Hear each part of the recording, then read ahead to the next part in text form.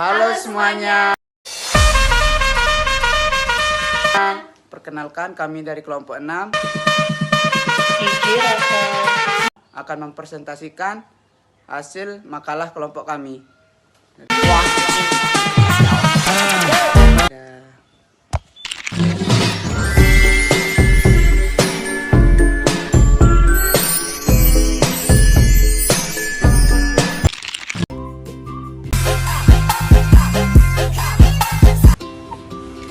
Demokrasi Indonesia yang berlandaskan Pancasila dan Undang-Undang Dasar 1945 bukan hanya sebagai sistem pemerintahan, tetapi juga mencerminkan nilai-nilai luhur bangsa dalam konteks keberagaman suku, agama, dan budaya.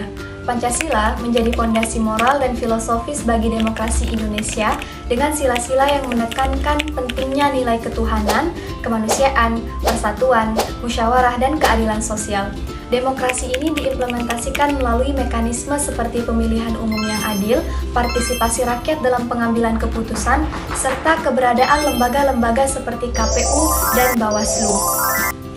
Namun, dalam praktiknya, demokrasi Indonesia masih menghadapi berbagai tantangan yang sangat serius. Distorsi muncul dalam bentuk rendahnya kesadaran politik. Salah satu masalah yang dihadapi oleh bangsa kita saat ini adalah politik uang. Kecurangan dalam pemilu menjadi bukti bahwa esensi demokrasi sebagai wujud kedaulatan rakyat belum sepenuhnya terwujud dalam realitas sosial dan politik Indonesia. Adapun rumusan masalah sebagai berikut. 1. Bagaimana realitas praksis demokrasi Indonesia saat ini? 2. Apa contoh kasus penyimpangan terhadap demokrasi Indonesia? 3. Bagaimana solusi untuk memperbaiki praksis demokrasi di Indonesia? Dan adapun tujuan penulisan sebagai berikut.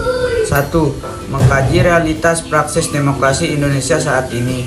2. Menganalisis kasus penyimpangan terhadap demokrasi Indonesia. 3. Memberikan rekomendasi perbaikan sesuai nilai Pancasila dan Konstitusi.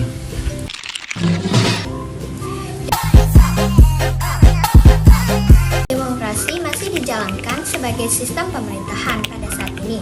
Namun masih ada tantangan yang perlu dihadapi. Implementasi nilai-nilai demokrasi di realita seringkali tidak sesuai dengan apa yang diharapkan, sehingga belum menjamin terwujudnya demokrasi yang menjunjung keadilan, transparansi, dan akuntabilitas. Salah satu tantangan terbesar demokrasi Indonesia adalah money politik. Hal ini menyebabkan kandidat yang terpilih lebih mengutamakan pemodal daripada rakyat yang memilihnya.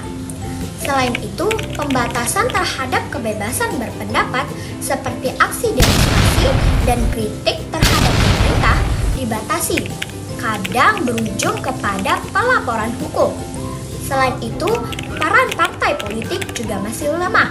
Mereka lebih berfokus pada kekuasaan, bukan kesejahteraan rakyat. Meskipun demikian, masih ada harapan untuk memperbaiki demokrasi Indonesia. Kesadaran kritis masyarakat, terutama generasi muda, terus tumbuh.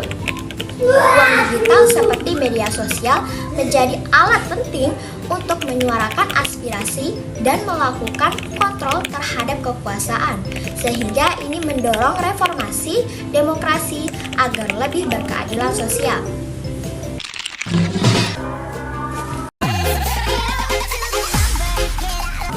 Penyimpangan demokrasi di Indonesia sudah ada sejak awal kemerdekaan. Misalnya pada masa demokrasi terpimpin ketika kekuasaan terkonsentrasi dari tangan presiden. Sampai sekarang pun penyimpangan masih terjadi, salah satunya melalui praktik money politik. Contoh kasus terbaru ada di Kabupaten Sumbawa Barat tahun 2024, di mana calon wakil bupati diduga terlibat politik uang. Bawaslu langsung bergerak menindaklanjuti kasus ini bersama tim Gakumdu untuk memastikan proses pemilu tetap adil dan transparan. Sebagaimana hasil wawancara dari Fatan Habibie Firdaus yang mengatakan money politik merusak nilai demokrasi karena rakyat memilih bukan berdasarkan visi misi, melainkan iming-iming materi, Dampaknya pemimpin yang terpilih cenderung mencari cara balik modal sehingga memicu korupsi dan mengabaikan kepentingan rakyat. Oleh karena itu, penegakan hukum yang tegas serta pendidikan politik masyarakat sangat penting untuk membangun kesadaran bahwa suara rakyat tidak boleh diperjualbelikan. Hanya dengan begitu, demokrasi yang bersih dan bermartabat bisa terwujud. Demokrasi Indonesia telah mengalami kemajuan pasca reformasi 1998. Namun kini kualitasnya menurun, ditandai dengan skor demokrasi 6,44 dari peringkat ke-59 menurut EIU 2024. Masalah utama yang dihadapi antara lain lemahnya independensi lembaga negara, rendahnya partisipasi rakyat, maraknya korupsi, serta pembatasan kebebasan berpendapat dan pers. Untuk memperbaikinya dibutuhkan komitmen bersama melalui elemen bangsa, penguatan institusi demokrasi, peningkatan pendidikan politik, pemberantasan korupsi, perlindungan kebebasan sipil, pembangunan toleransi, serta pemanfaatan teknologi secara positif. Langkah-langkah ini penting agar demokrasi di Indonesia lebih berkualitas dan benar-benar berpihak pada rakyat.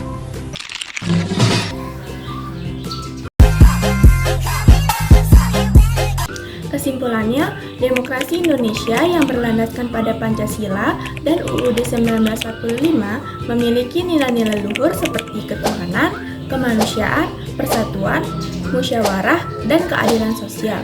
Namun, dalam praktiknya, demokrasi Indonesia menghadapi berbagai tantangan serius seperti politik uang, dominasi oligarki, pelemahan kebebasan sipil, dan supremasi hukum. Meskipun ada instrumen demokrasi seperti pemilu langsung dan kebebasan pers, implementasinya sering tidak sesuai dengan prinsip demokrasi substantif yang menjamin keadilan, partisipasi bermakna, dan integritas sistem. Namun, masih ada harapan untuk memperbaiki demokrasi Indonesia dengan partisipasi masyarakat, terutama generasi muda di ruang digital, kesadaran kolektif untuk mengawasi kekuasaan, dan dorongan untuk memperkuat institusi demokrasi. Dengan komitmen bersama seluruh elemen bangsa, demokrasi Indonesia dapat diperkuat dan dimurnikan kembali agar sejalan dengan nilai-nilai Pancasila dan konstitusi negara.